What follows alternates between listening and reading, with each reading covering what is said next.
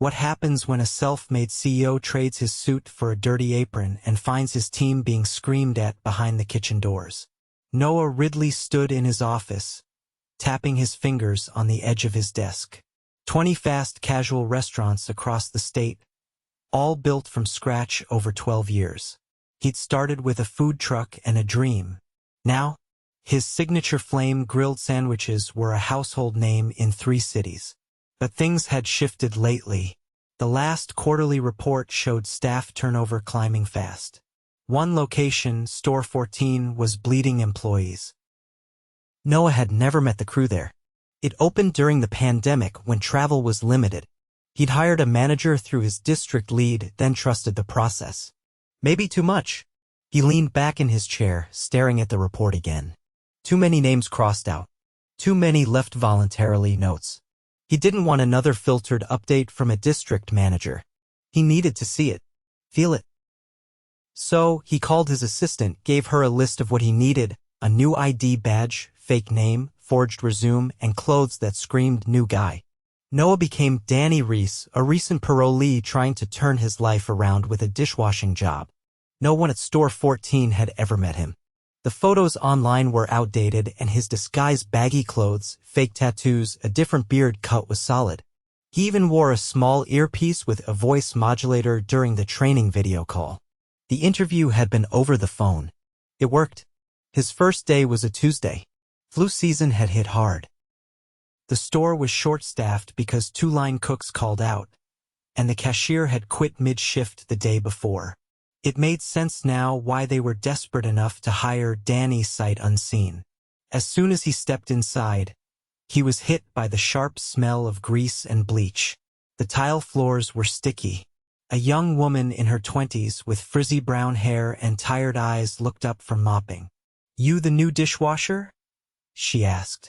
"Yeah," Noah said, lowering his voice a little. "I'm Cassie. Welcome to hell." Noah followed her into the back kitchen. The noise was constant orders being yelled out, pans clanging, fryer timers beeping. The dish pit was stacked high. Sinks full. He grabbed gloves and got to work. 10 minutes in, a loud voice cut through the chaos. "Cassie, why are the damn tables still dirty?" A man in his 40s came storming in, tall, red-faced, bald, with a stained apron. His name tag read Terry, store manager. "I just finished the lunch rush, Terry. I'm mopping now, don't give me excuses. I asked you to do something, you do it. What don't you get about that?" Cassie's jaw tensed. She didn't say anything else. She just dropped the mop and walked out to the front. Noah kept his head down, scrubbing trays. He watched as Terry spun around. "Who trained you, Danny?" Terry barked. "Still learning," Noah muttered. "Well, learn faster. This isn't daycare." He stormed off again. The yelling didn't stop. It wasn't just Cassie. Terry yelled at the fry cook for being too slow, at the delivery driver for being 5 minutes late, and even at a teenage busser for standing like a statue. Noah watched the kid flinch, then rushed to scrub the prep counter. By break time, Noah's shirt was soaked in dishwater and his back ached. He sat outside on a crate, sipping water, when Cassie stepped out for a smoke. She lit up, hands shaking slightly. "He's always like that?" Noah asked. Cassie looked at him, as tired but cautious. "You get used to it," she said. "Or you quit." "How long you been here?" "For months. Longest anyone's lasted lately." She flicked ash onto the ground. "Why stay?" Noah asked. "I need the paycheck. I'm saving for school. But some days I don't know." Something tugged at Noah's gut. He looked at the back door. "He ever hit anyone?" "No. Just mouthy. All the time. Thinks we're all lazy." Noah decided to stay quiet, observe more. He needed to see how deep it went. That afternoon, the place got slammed again. Orders piled up. Terry barked at a new cashier for not upselling drinks, then made her cry when she fumbled the register. Noah saw it all. Heard it all. By the end of the shift, his hands were raw, his shoulders sore, and his stomach churned, not from the work, but from the way Terry handled people. It wasn't just yelling, it was humiliation. Micromanaging. Demeaning. Back in the employee locker room, Noah changed out of the wet apron. Cassie sat on a bench, staring at her phone, expression blank. "You did good today," she said softly. "Even with Terry on your back." Noah nodded. "Thanks." He walked out of the store that night with a knot in his chest. He'd built this company to be better than this. He'd promised himself that. But somewhere along the way, Store 14 had become the opposite of everything he stood for. He couldn't ignore it anymore. Tomorrow, he'd be back. Same apron. Same sinks. But this time, he'd be watching even closer. Noah returned just after sunrise, the parking lot still damp from last night's rain. His back ached from the previous shift, but he didn't care. He wasn't here for comfort. He was here for clarity. Inside, only 2 others had arrived. A tall, wiry cook named Luis who barely spoke and the quiet teenage busser from the day before. The kid had headphones around his neck and moved with the kind of cautious energy that came from too many days trying not to get yelled at.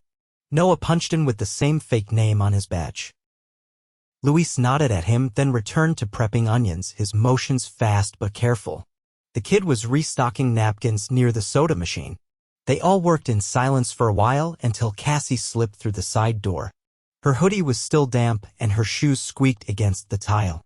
"Morning," Noah said, grabbing a tray off the drying rack. Cassie gave a tired wave, then leaned against the sink. "We're down another cashier.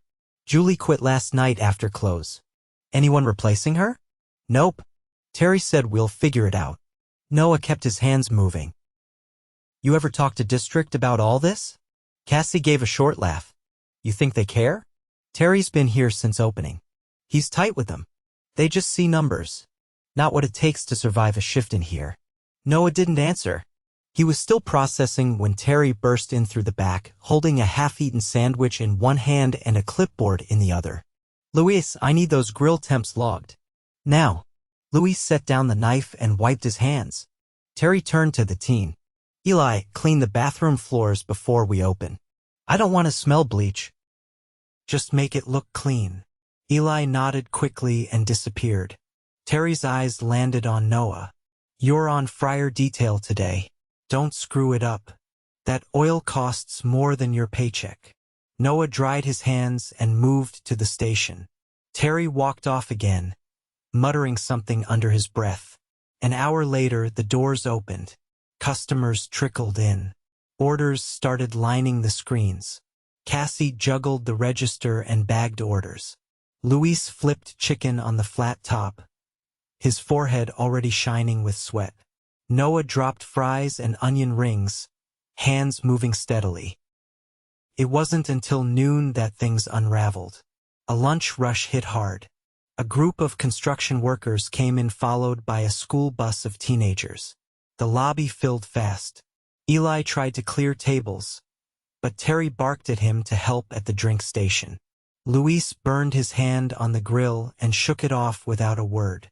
Cassie ran out of register paper mid-transaction. Terry slammed a drawer and cursed loud enough for customers to glance over.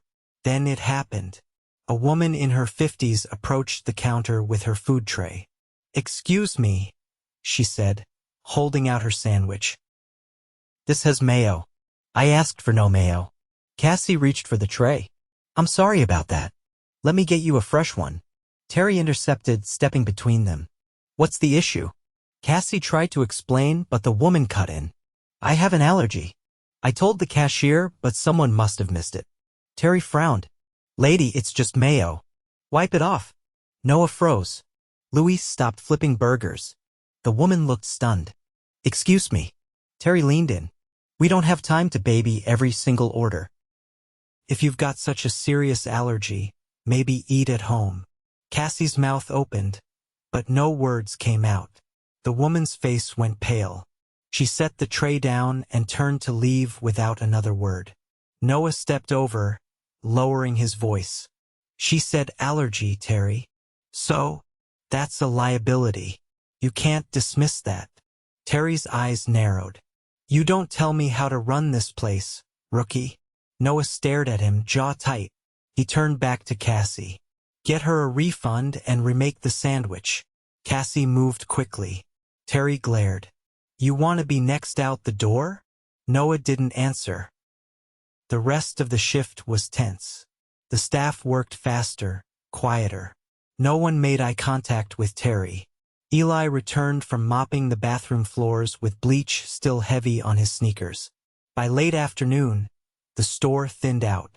Noah rinsed fry baskets in silence. Cassie approached him while wiping down a prep table. "Why'd you step in earlier? She shouldn't have been treated like that." Cassie hesitated. That was the first time anyone said something to him like that. Noah looked at her. "Why hasn't anyone reported him?" She lowered her voice. "Two people did. They got mysteriously scheduled less and less until they had no hours left. One of them told me she got a second job and just stopped showing up." Noah swallowed hard. "They closed late." By then, Luis had cleaned the grill, Eli took out trash, and Cassie mopped the dining area. Terry sat at the manager's desk, counting receipts, sipping soda, and texting. When Noah walked past, Terry looked up. "You're not the worst dishwasher I've seen. Keep your mouth shut and you might last longer than the rest of them." Noah stared at him. "Got it?" "Yeah," he said, voice flat. He left through the back door, pulling off the apron once he was outside. That night, he sat in a rented apartment miles away, writing everything down. Times, names, exact words. He was done watching. Tomorrow, he wouldn't be Danny anymore. The next morning, Noah pulled into the lot in his usual car, no disguise, no apron, no alias. He wore a muted blazer over dark jeans, clean shoes, and carried a plain leather notebook. His expression was unreadable. Inside the restaurant, Cassie was wiping down the counter with one hand while juggling a headset order with the other. Luis prepped the grill again, his knuckles wrapped in a fresh bandage. Eli wasn't there yet. Terry stood near the fry station, arms crossed, sipping coffee with his back turned to the staff. He hadn't seen Noah walk in. "Excuse me," Noah said calmly, his voice carrying just enough weight. Terry turned, his eyes narrowing as they scanned the unfamiliar face. "We're not open for another 20, he said, already annoyed. Noah nodded once. "I'm aware." Cassie looked up, confusion flashing across her face. She stepped around the corner and froze mid-step. Her eyes locked with his. She didn't say a word, but the recognition hit her hard. Luis paused mid-chop. The knife rested on the board. Terry stepped forward. "Look, I don't know who you are or what you're selling, but we're not hiring. You are Terry, store manager here, correct?" Terry blinked. "Yeah." "Who's asking?" Noah reached into his jacket and pulled out his ID. The real one. The photo matched his face exactly, the name printed in clean block letters. Noah Ridley, founder and CEO. "I am." For a few seconds, no one said anything. A prep bag slid off the counter in the back and hit the floor. Terry's mouth moved, but no sound came out. Luis wiped his hands and stepped back instinctively.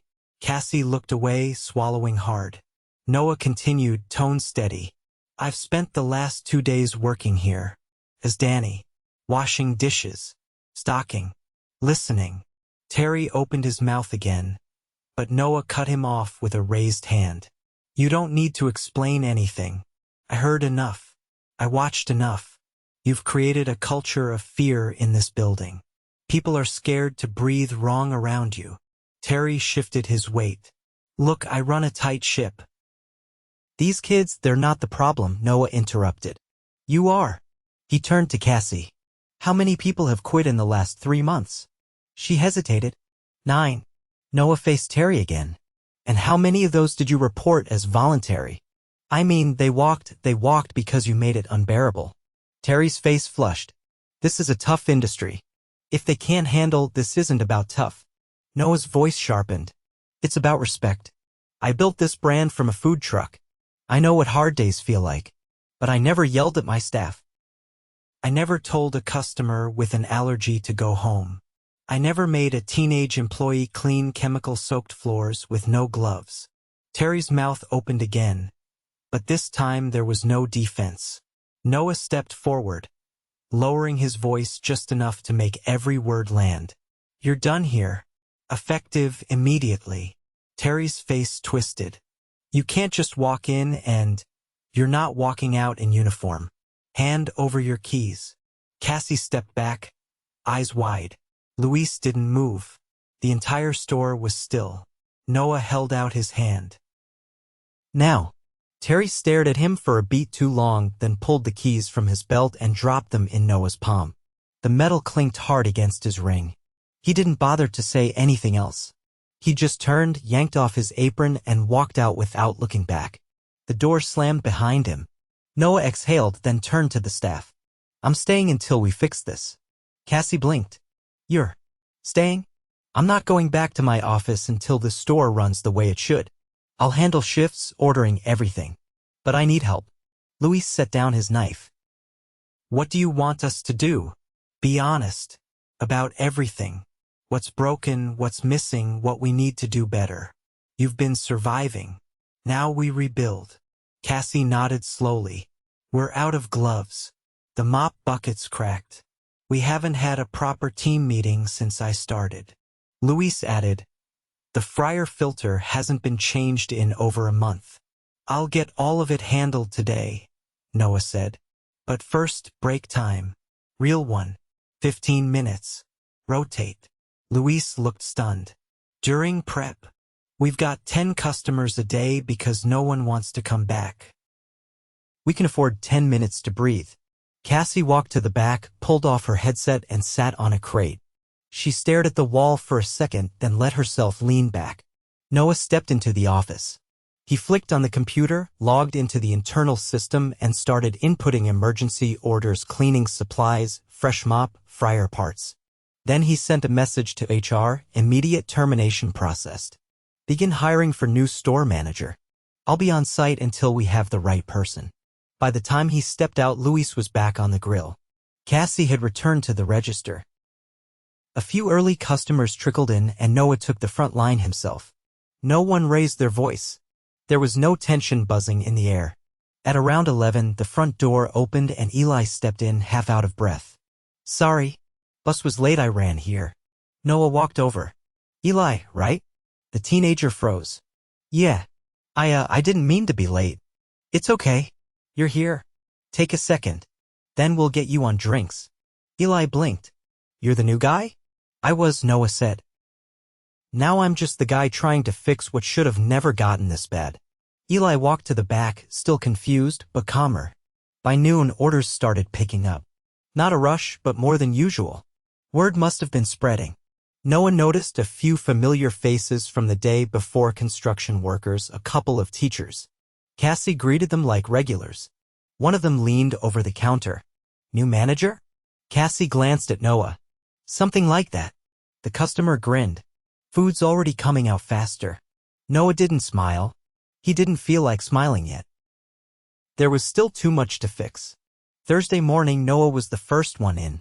He unlocked the front door just after 6 and stepped inside with 2 bags of breakfast sandwiches from a bakery down the road.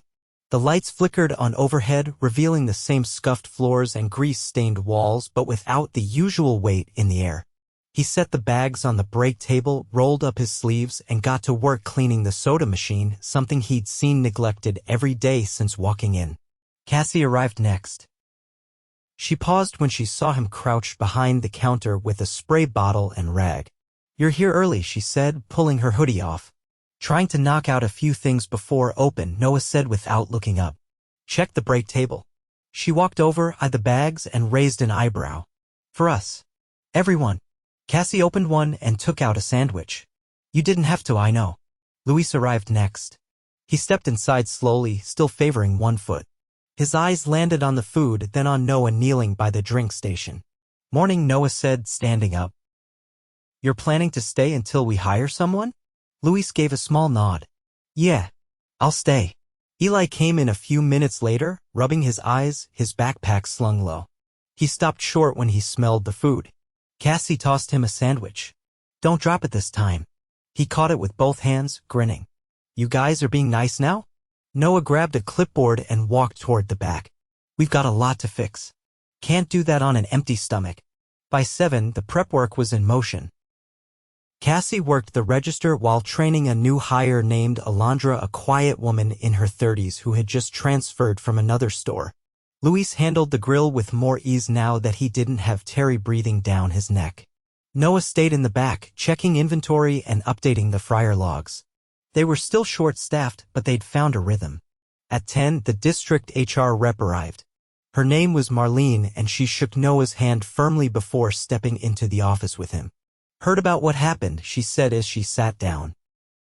"Everything's documented," Noah said, sliding a folder across the desk.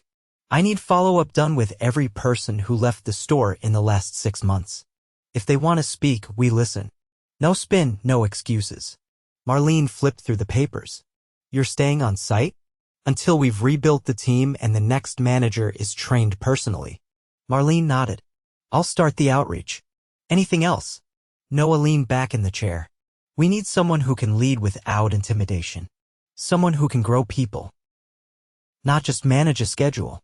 I'll pull internal candidates and set interviews by Monday." He stood. "I want to sit in on every one of them." She looked up. "That's unusual. I think we've learned what happens when I stay hands-off," he said.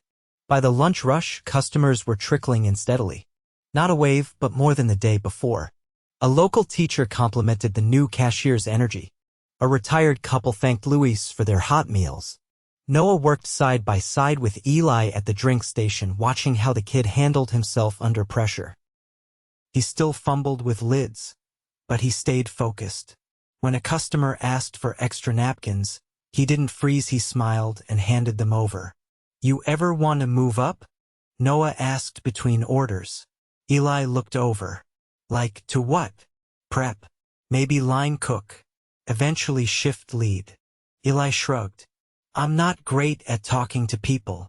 "You don't have to be loud to lead," Noah said. "You just have to care. And show up." Eli nodded slowly. "I think I could do prep." "Let's start there," Noah said. By 2, the rush slowed. Cassie leaned against the counter, sipping lemon water. Alondra was wiping down trays without being asked. Luis was in the back eating a burrito off a paper towel. Noah sat on an overturned crate in the corner, flipping through the staff schedule. It was still thin, just enough bodies to keep things afloat, but not enough for anyone to take real breaks. He adjusted the shifts slightly, giving Cassie a later start next week so she could make her school entrance interview, then blocked off Friday morning entirely to give Luis time to see a doctor about his hand. He made a note to cover both himself. At 4, just as the staff started to wind down, a man in a collared shirt and slacks walked in. Noah looked up from the tablet he was using to log time entries. "Help you?" he asked. The man introduced himself as a regional supplier rep. "I'm here to check inventory on the grill hood replacements. This store's been flagged for missing a quarterly clean." Noah stood. "Come with me." They walked through the back, past the freezer, and into the utility hallway. The grill hood had been cleaned that morning. Noah had done it himself while waiting for deliveries. The rep examined the filters, nodded approvingly, and made a note on his clipboard. "You're the manager?" he asked. "I'm the founder." The man looked surprised but didn't press. "Store looks better than the last time I was here. Trying to make sure that sticks." He left without incident. At close, the team moved faster than they had all week. Alondra restocked sauces without prompting. Luis swept the whole kitchen without being asked. Cassie stayed late to help Eli finish dishes even though she wasn't scheduled to. Once the last customer left, Noah gathered the team in the dining area. The lights were dimmed, the chairs stacked. "I know it doesn't feel like much yet," he said, "but you've already turned this place around." Luis leaned against the counter. "Still feels like we're dragging." "You are," Noah said. "We're understaffed. But you're dragging together. That's the difference." Cassie folded her arms. "So what happens next?" "HR's interviewing new managers next week. Until then, I'm here. Full shifts." Eli looked up from wiping a tray. "You're not going back to your office?" "I'll be there eventually," Noah said. "But not until this place runs on trust, not fear." Alondra looked at him. "You think that's really possible? In this business?" Noah nodded once. "If we don't believe it is, then all we're doing is cooking food. That's not enough." They all stood there a moment, quiet. Then Cassie pulled off her apron and tossed it in the bin. "Well, if you're staying here, I'm making a new playlist. That overhead music is killing me." Luis raised an eyebrow. As long as it's not all sad girl Indy again. Cassie grinned. You'll live. Noah watched them leave one by one. He waited until the last lock clicked, then walked back through the kitchen, checking each station. The damage Terry had done wouldn't disappear overnight. But the shift had started. Not in some corporate memo, but in the way people looked each other in the eye now. In the fact that no one flinched when the door opened. In the way Eli asked to learn prep without being pushed. Noah turned off the lights and stepped outside into the cool night. He didn't look back at the building. He didn't need to. It was already becoming the place he'd meant it to be.